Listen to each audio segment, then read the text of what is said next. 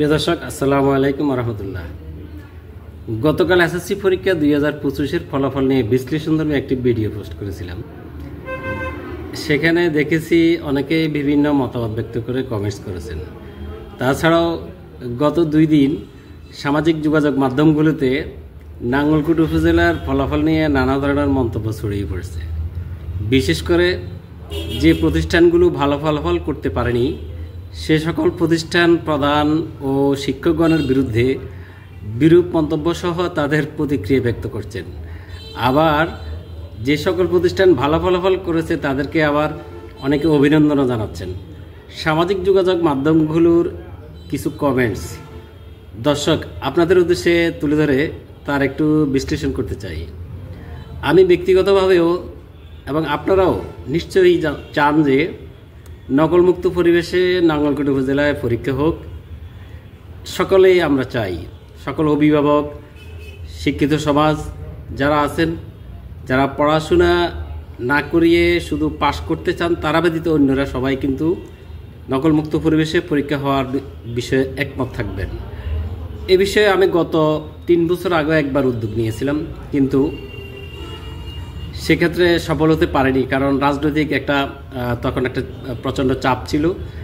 সেই রাজনৈতিক চাপের কারণে যারা ফলাফল 100% করে বাংলাদেশকে পিছিয়ে নিতে চেয়েছিল, নকল করে পাশ করে না, পরীক্ষা না দিয়েও পাশ করে গেছেন, তাই না?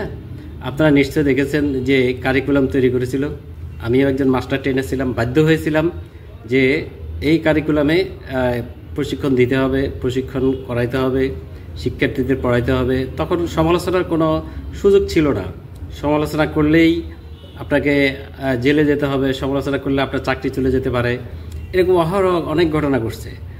তো আমাদের দেশকে মেধাশূন্য করে আমাদের দেশের সন্তানদের আগত ভবিষ্যৎকে নষ্ট করে একটা কি জানি বলে এটাকে, মেধাশূন্যর একটা জাতি গড়ার জন্য, যেটা মেধাশূন্য জাতি হলে যেটা হয় আর কি। ধরেন আমাদের দেশে যারা পড়ালেখা জানে না, মেধাশূন্য, তারা কি করে, তাদের সমাজে কি কাজ, তারা নিজেদের যে পেশাগুলো, নিম্নমানের যে পেশাগুলো, এই পেশাগুলো তারা বেছে নেয় নিশ্চয়ই। তো আমাদের পুরো জাতিটাকেই চিন্তা করেন কি একটা প্রকল্প ছিল যে মেধাশূন্য করে পুরো জাতিটাকে ধ্বংস করে দিবে, যাতে তারা কোনো প্রকার ভালো প্রশাসনিক লেভেলে একজন বিজ্ঞানী, একজন প্রতিষ্ঠিত গবেষক বা ইঞ্জিনিয়ার, ডাক্তার কেউ না হোক, একটা এই একটা পজিশনে দেশ চলে গিয়েছিল। মহান আল্লাহ রাব্বুল আলামিন আমাদেরকে হেফাজত করেছেন। আমরা আবার পট পরিবর্তনের পরে ফিরে এসেছি, আবার আমাদের আগের যে কারিকুলাম সেই কারিকুলামে ফিরে এসেছি। শিক্ষার্থীরাও এখন অনেকটা মনোযোগ দিচ্ছেন পড়াশোনায়। তো এই আশা করি এই যারা এবার পরীক্ষা দিয়েছে তাদের কিছু ব্যাঘাত ঘটেছে। যেমন গত 1 বছর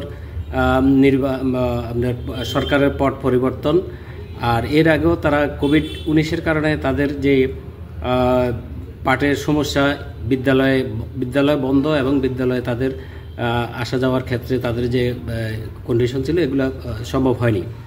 ফলে আমরাও তাদেরকে তেমন সাপোর্ট দিতে পারিনি, আমরা শিক্ষকরাও তাদেরকে সাপোর্ট দিতে পারেনি প্রয়োজনীয় সরঞ্জামের অভাবে।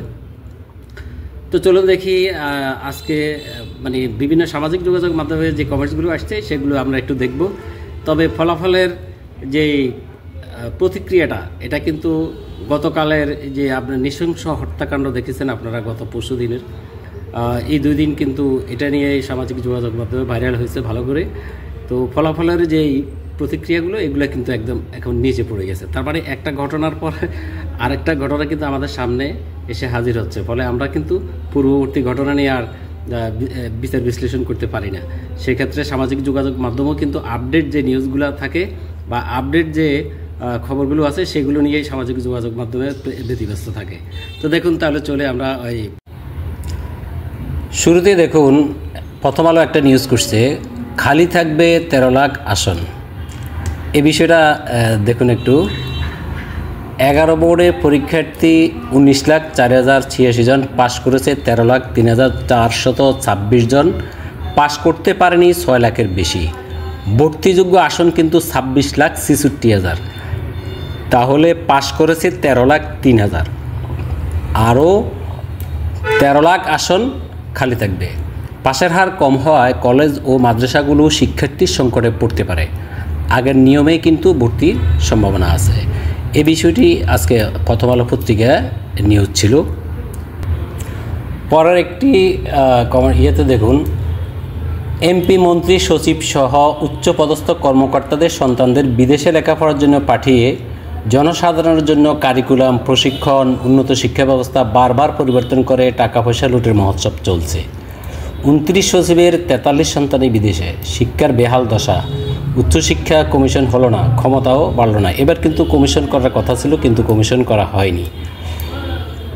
এটা একটা নিউজ, এটা হচ্ছে আজকের পত্রিকার নিউজ। আজকের পত্রিকা নামের একটি পত্রিকার শিরোনাম ছিল এটা। আরেকটি ফেসবুকে আমরা একটা কমেন্টস পেলাম, শিক্ষার মান বিগত 15 বছরের তুলনায় অনেকাংশেই ফিরতে শুরু করেছে। আমি একজন শিক্ষক হিসেবে তাই মনে করছি। ছাত্র যেমন, রেজাল্টও তেমন। একটি কমেন্টস হলো, রেজাল্ট ধস নয়, বরং এটাই সঠিক চিত্র। দীর্ঘ কয়েক বছর পর শিক্ষার্থীরা নিজের মেধা খাটিয়ে পরীক্ষা দিয়েছে।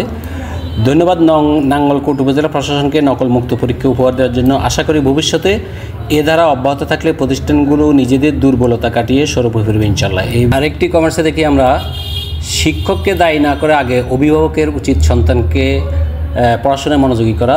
শিক্ষক 5-6 ঘন্টা শিক্ষা দেয়, বাকি সময় বাড়িতে পড়তে হয়। বাড়িতে না পড়লে শিক্ষকের পড়ানোটা কাজে আসে না। আবার আরেকজন লিখছেন, যেসব স্কুলে গণিতের শিক্ষক আছে সেখানে ফেলের কারণ কি। এরপরে দেখুন, একজন দিচ্ছে, ধন্যবাদ ভাই আপনাকে এত সুন্দরভাবে উপস্থাপন করার জন্য। যখন কোনো শিক্ষার্থীকে তার অভিভাবক কোনো শিক্ষা প্রতিষ্ঠানে ভর্তি করেন, তখন কোনো শিক্ষার্থী বা অভিভাবক চায় না তারা নকল করে পাশ করুক, কিন্তু ভর্তি হওয়ার কিছুদিন পরে সে বুঝতে শিখে লেখাপড়া করার চেয়ে নকল করে পাশ করাটা সহজ। অপ্রিয় হলেও সত্য, এর জন্য দায়ী আমাদের শিক্ষক ও শিক্ষা প্রতিষ্ঠান। কিছু শিক্ষক এবং শিক্ষা প্রতিষ্ঠান ব্যতিক্রম থাকতে পারে। একজন শিক্ষার্থী নকলের চর্চার জন্য দায়ী কোনোভাবে সে নিজে হতে পারে না। তাই আমাদের সকলের উচিত নকলের চর্চা থেকে বের হয়ে নকলমুক্ত শিক্ষা প্রতিষ্ঠান তৈরি করা। তাহলে আমরা পাবলিক পরীক্ষায় মেধার মূল্যায়ন পাবো। আরেকজন লিখছেন, ধন্যবাদ স্যার। স্কুলে স্যারদের প্রাইভেট পড়ানোর প্রবণতা কমিয়ে নিয়মিত ক্লাস করানোর মাধ্যমে শিক্ষার্থীদের মনোযোগ আকর্ষণ করতে হবে।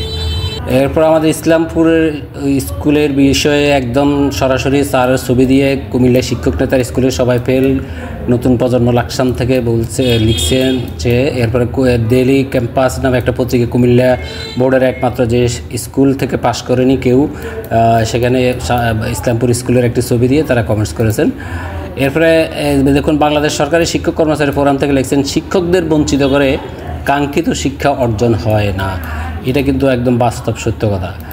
এরপরে একজন লিখছেন কি, পরীক্ষার হলে ডিউটি আর সঠিকভাবে খাতা মূল্যায়ন করলে পাশের হার 20%-এর বেশি হবে না। পরীক্ষার হলে সেইন সিস্টেমে নকলবাজ দেখাদেখির পদ্ধতি বাতিল করতে হবে। নকলবাজ শিক্ষকদের সাবধান করছি, তিনি নকলের বিরুদ্ধে আছেন। ধন্যবাদ। এরপরে লিখছেন এখানে একজন, কিছু শিক্ষক নামের তিনি একটা খারাপ ব্যবহার ভাষা লিখছেন, অজাত লিখছেন, প্রতিষ্ঠানকে সেরা বানানোর জন্য বিভিন্ন অবৈধ পদ্ধতি অবলম্বন করেন, যেটা একেবারে কাম্য নয়। সবাই নয়, কিন্তু আবার বৈধ উপায়ে আমার সন্তান যে কোনো গ্রেড নিয়ে পাশ করুক, সবার এমনটাই প্রত্যাশা করা উচিত। কিন্তু প্রতিষ্ঠানের রিপুটেশনের দিকে লক্ষ্য করে নিজের খ্যাতি অর্জনে তারা অন্ধ হয়ে গেছে। শতভাগ A+ পেয়ে লাভ হবে কি? আপনার সন্তান যদি সত্যিকারের মানুষ না হয়, ভালো বিশ্ববিদ্যালয়গুলোতে চান্স না পায়। তিনি আরেকজন বলছেন, ঠিক বলছেন স্যার, নিজেদের প্রতিষ্ঠানকে উপজেলায় সেরা দেখানোর জন্য অনেকে এমন নোংরামি মেতে ওঠেন। এরপরে আমাদের পাটোয়ার ফাজিল ডিগ্রি মাদ্রাসা নিয়ে একজনে অনেকগুলো কমেন্টস করেছেন। 32 জন পরীক্ষার্থীর মধ্যে 28 জনে ফেল করেছে। এই প্রিয় প্রতিষ্ঠান থেকে 2014 সালে দাখিল পরীক্ষায় তিনি পাশ করেছেন। তিনি লিখেছেন, এতটা বাজে ফলাফলের পেছনে দায়ীকে? মডেল টেস্ট হয়েছে কি?